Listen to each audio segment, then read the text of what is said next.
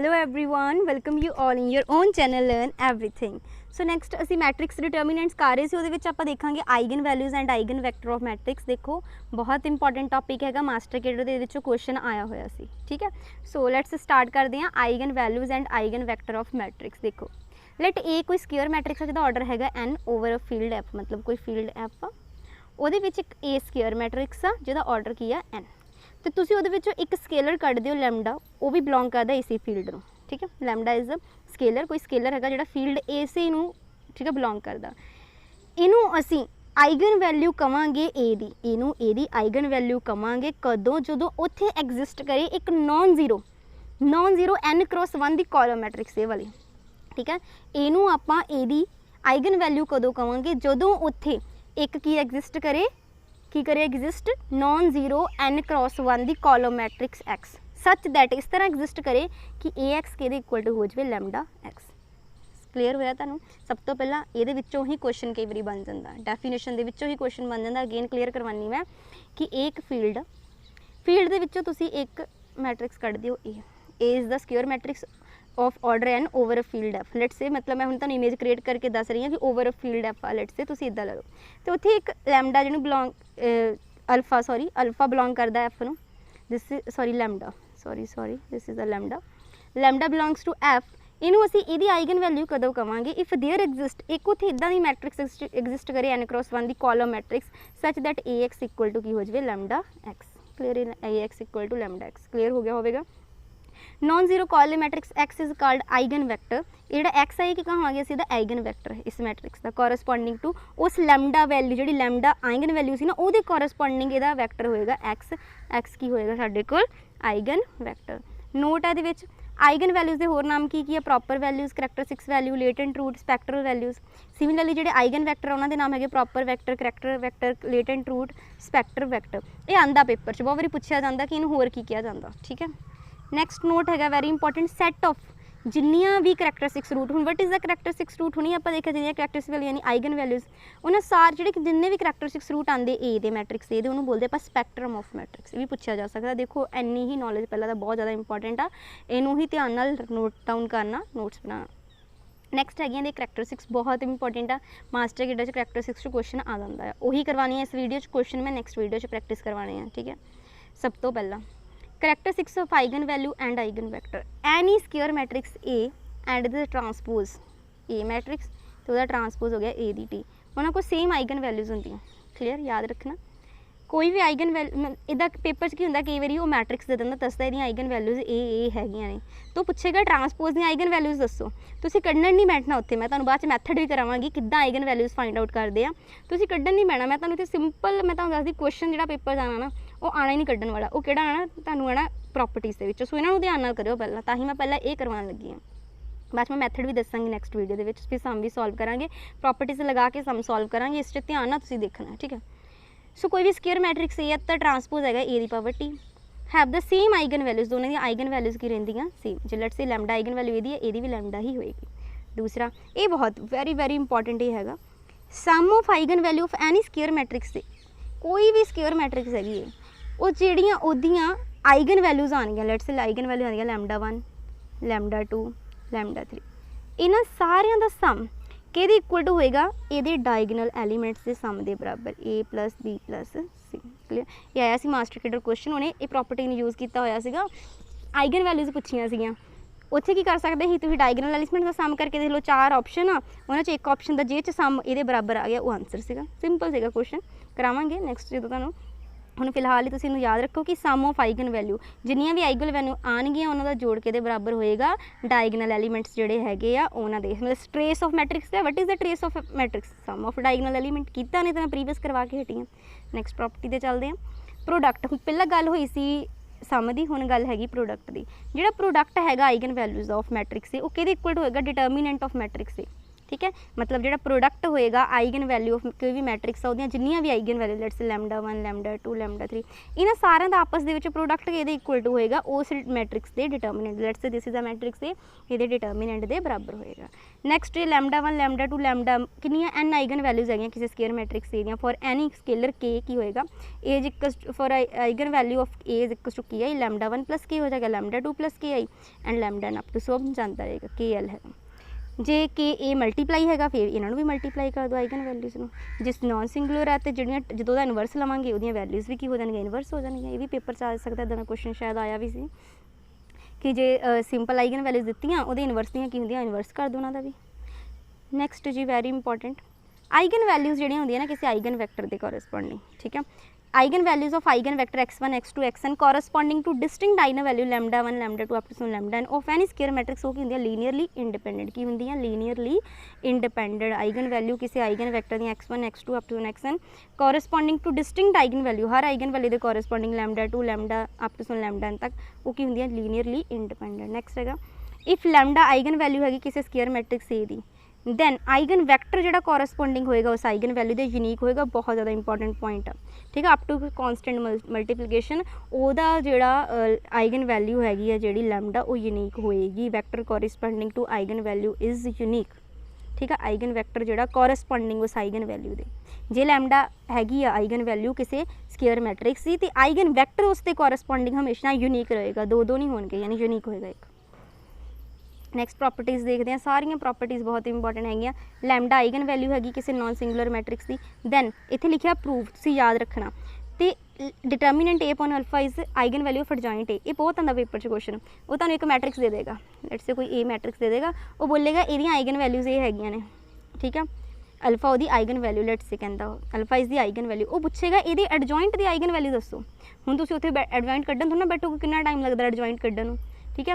सो ओले तुसीं की करोगे सिंपल ਉਹਦਾ डिटर्मिनेंट लोगे तो डिवाइड करोगे अल्फा ना वो आइगन वैल्यू होएगी वो एडजॉइंट की या पेपर च की होंदा कई बार डायरैक्ट भी क्वेश्चन आ जाता कि अल्फा आइगन वैल्यू हैगी ए दी दसो एडजॉइंट की होएगी डिटर्मिनेंट ए अपॉन अल्फा। नैक्सट देखो अल्फा हैगी आइगन वैल्यू किसी स्केयर मैट्रिक्स ए दी ठीक है। अल्फा की आ आइगन वैल्यू किसी स्केयर मैट्रिक्स ए दी तो जो पावर कर दवा ना वो भी कि होएगी वो पावर कर दो सिंपल है ना। जिदा इनवर्स से ना लैम्डा दी वैल्यूज़ में इनवर्स कर दिता जिदा λ1 लैम्डा एक ही लेनी मैं λ1 लेट्स दी आइगन वैल्यू मैट्रिक्स ए दी तो इनवर्स की होएगी 1 अपॉन λ1। सिमिलरली जो मैं पावर कर देवां तो भी होगी लैम्डा की पावर है मैं पिछलियां रिलेट करवाई जानी है तुहानूं ताकि याद हो जाए ठीक है वो अखा ना लगे कि इन्नियां सारियां हैगियां M belongs to natural number. Next ये भी देखो λ1 λ2 अप टू लैम्डा एन तक हैगियां आइगन वैल्यू किसी मैट्रिक्स ए दियां तो जो मैं स्केयर कर दांगी इन्हां दा भी की हो जाएगा स्केयर सिंपल है ना। देखो इनवर्स कर दे इनवर्स हुंदा ही पावर कर दे पावर हो जाती स्केयर है तो स्केयर हो गया। नैक्सट चलते हैं ये alpha 1 alpha 2 up to alpha eigen values है and rowed square matrix A दियां एंड के इज स्केलर इतने साइड पर के लिखा हुआ के इज स्केलर प्रूफ की करना जिवें ए माइनस के आई करा तो भी होगा अल्फा 1 माइनस के अल्फा 2 माइनस के अल्फा एन माइनस के ये हो गई आइगन वैल्यू सिंपल है जो ए दियां सी जिवें ए चो माइनस किया के आई का नहीं परपज़ रखना है तो तुसीं सिंपल के दी वैल्यू कट दो अल्फा 1 चो भी की हो जाएगा के माइनस नैक्सट भी की हो जाएगा के माइनस ठीक है। नैक्सट देखो ए कोई नॉन सिंगुलर मैट्रिक्स आ कोई ए की है कोई नॉन सिंगुलर मैट्रिक्स आ दैन वो इनवर्स की होएगी वो भी रेसिप्रोकल हो जाएगा रिपीट हो गई वही वाली ठीक है वो भी रेसिप्रोकल हो जाएगी सिंपल है। ये देखो इंपॉर्टेंट है आइगन वैल्यू किसी ट्रायंगुलर मैट्रिक्स यानी just diagonal element of matrix ये बहुत इंपॉर्टेंट है पूछा जाता जो अपर ट्रायंगुलर मैं कराई ना अपर ट्रायंगुलर की मैट्रिक्स होंगी वाली हूँ तुहानूं पेपर च आ गया ये आइगन वैल्यू कढो कुछ भी नहीं करना ये डायगोनल एलीमेंट्स ही ये आइगन वैल्यूज़ होंदियां सिंपल बहुत इंपॉर्टेंट प्रॉपर्टीज़ मैं तुहानूं करवा रही हूँ ये वाली ठीक है। ये देखो यही वो की आइगन वैल्यूज़ है डायगोनल एलीमेंट बस ठीक है। Similarly we can prove that result in case of lower triangular matrix lower के केस भी सेम होंदा अपर ट्रायंगुलर मैट्रिक्स होवे या लोअर डायगोनल एलीमेंट कट के लिख दो वही वो आइगन वैल्यूज़ है ठीक है।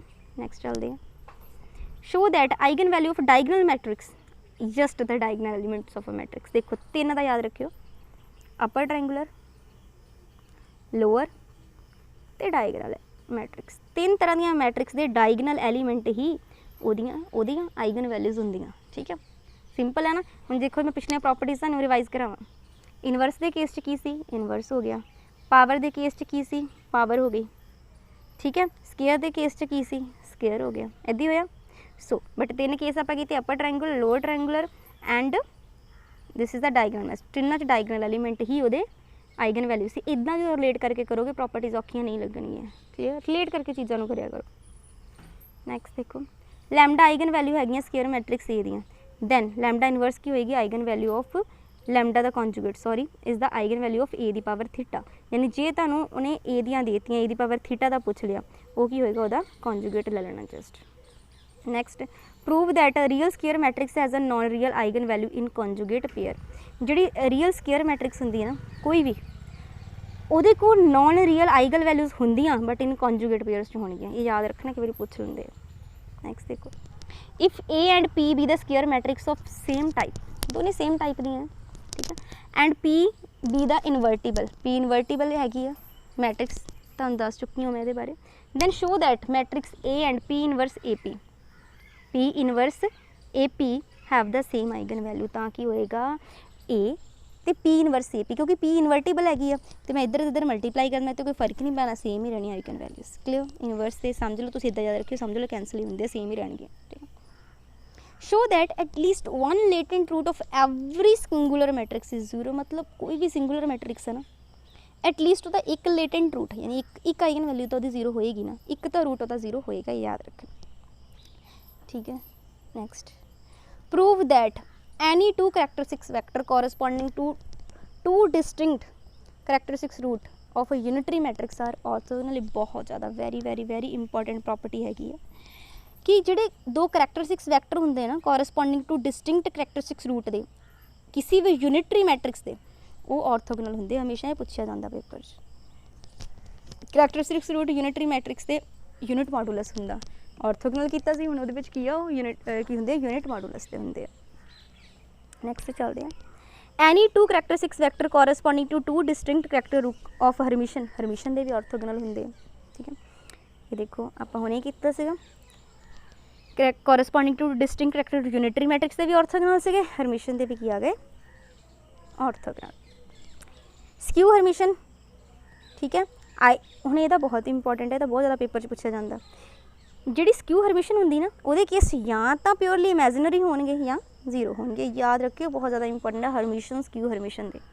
ठीक है, तो यूनिटरी मैट्रिक्स से डायरैक्ट पेपर च क्वेश्चन जो पुट किए जाते हैं। ठीक है, मैं तुहानूं दस रही हाँ, इंपॉर्टेंट है, बहुत इंपॉर्टेंट फ्री के नंबर है जो तुम प्रॉपर्टीज़ याद रख दिओ। ठीक है, विद इन द सैकेंड टिक होने वाले क्वेश्चन है, with in the second. Okay, याद रखियो मेरी गल, इन्होंने चंगी तरह करना, प्रॉपर्टीज़ छोटिया छोटिया बना के लिखना। कई इनू बहुत लेंदे आ कि बहुत ज़्यादा प्रॉपर्टीज़ है, ज़्यादा कुछ ज़्यादा नहीं है, शॉर्ट करके बनाओ।